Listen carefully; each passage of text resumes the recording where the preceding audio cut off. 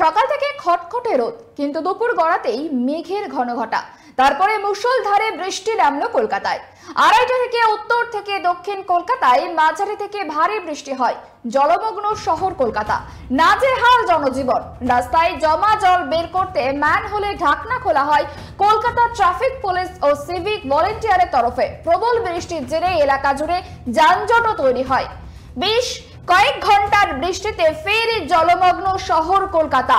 একাধিক জায়গায় জল জমে বিপত্তি তৈরি হয়েছে। এর আগেও একাধিক জায়গায় জল জমে বিপত্তি তৈরি হয়। দুর্গাপুজোর প্রাক্কালে এক রাতের টানা বৃষ্টিতে বিপর্যস্ত হয়ে পড়ে জনজীবন, বিচ্ছিন্ন হয়ে যায় যোগাযোগ ব্যবস্থা এবং তারপরে আবারও বেশ কয়েক ঘন্টার বৃষ্টিতে ফের জলমগ্ন শহর কলকাতা এবং এই জমা জলের কারণে যানবাহন চলাচলেও বিপত্তি তৈরি হয়েছে এবং বিভিন্ন জায়গায় জমা জলের কারণে সমস্যা তৈরি হয়েছে।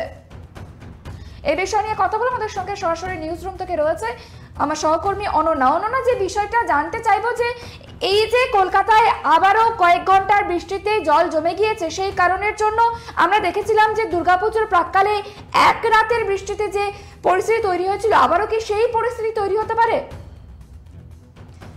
একদমই সুপর্ণা, তুমি যেমনটা বললে যে দেখেছিলাম যে এক রাতের টানা বৃষ্টিতে কার্যত বিপর্যস্ত হয়ে পড়েছিল গোটা শহর কলকাতা এবং আজ কিন্তু সকাল থেকে একেবারে রোদ ঝলমলে ওয়েদার ছিল, কিন্তু তারপর দুপুর 1:40-এর পর থেকেই কিন্তু দেখা যায় কালো মেঘে ছেয়ে যায় আকাশ এবং 2টো নাগাদ মুষলধারে বৃষ্টি নামে এবং তারপরেই কিন্তু উত্তর এবং দক্ষিণ কলকাতার বিভিন্ন জায়গায় এই প্রবল বৃষ্টির কারণে জলমগ্ন হয়ে পড়ে শহর কলকাতা।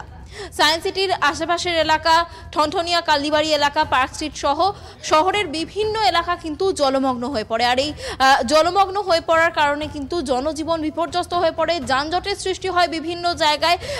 কার্যত বলা যেতে পারে যে দুর্গাপুজোর প্রাক্কালে যে ঘটনা ঘটেছিল সেই ঘটনার ছবি কিন্তু আবারও যেন ঘুরে ফিরে আসে, তেমনটাই কিন্তু পরিস্থিতি তৈরি হয়।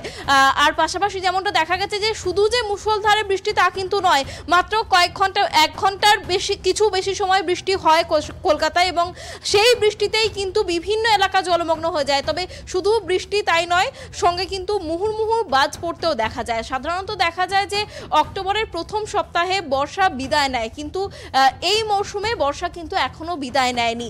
তবে যেমনটা আবহাওয়া দপ্তরের তরফে জানানো হচ্ছে, আজ রাতের পর বৃষ্টির পরিমাণ কিন্তু বাড়তে পারে, তবে রবিবারের পর বৃষ্টি কমবে এমনটাই জানা যাচ্ছে এবং আগামী 3-4 দিন শহর কলকাতায় কিন্তু মাঝে মধ্যেই বৃষ্টি হবে এবং এই 3-4 দিনের পর থেকে কিন্তু বৃষ্টির পরিমাণ কিছুটা কমে এমনটাই আবহাওয়া দপ্তর জানাচ্ছে। তার সাথে সাথে হুগলি, হাওড়া, 2 দিনাজপুর এবং 2 মেদিনীপুর এই সমস্ত জায়গায় কিন্তু সতর্কতা জারি করা হয়েছে। সুপর্ণা, বেশ, অনেক ধন্যবাদ আমাদের সঙ্গে থাকার জন্য।